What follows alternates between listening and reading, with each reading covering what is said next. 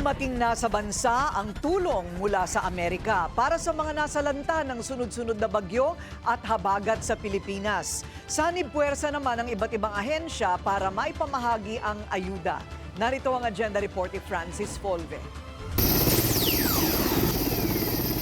Naghatid ng family food packs at relief supply ang Black Hawk helicopter ng Philippine Air Force sa Barangay Dawangan sa Bolini, Abra. Katuwang ng PAFT ang PNP sa pamamahagi ng ayuda sa mga residenteng apektado ng masungit na panahon. Gamit naman ang C-130, isinakay ang 14 na kahon ng medical supplies at equipment, 150 boxes ng relief supply at 375 hygiene kit mula sa Tuguegarao Airport papunta sa Basco, Batanes. May solar panels din, batteries at inverter.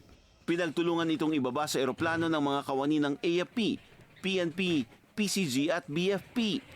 Pabalik sa Villamor Air Base, lula naman ng aircraft ang halos 100 individual na na-stranded sa Batanes dahil sa sama ng panahon.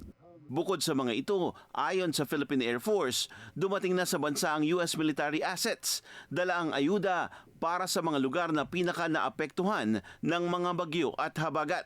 As the utilization of these U.S. assets, we get guidance from the Office of Civil Defense because they are the ones which face the areas of great concern right now, the areas that are greatly affected by the typhoons.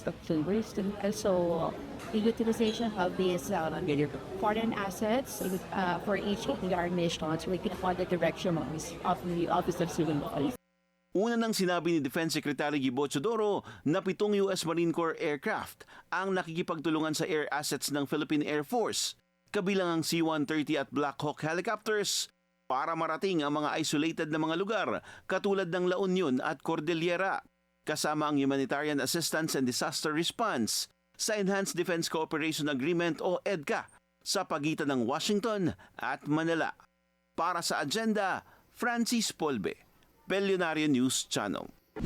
Manatiling nakatutok sa Bilyonaryo News Channel. Sumubaybay sa aming social media accounts at mag-subscribe sa aming YouTube channel para sa mga bago at eksklusibong balita.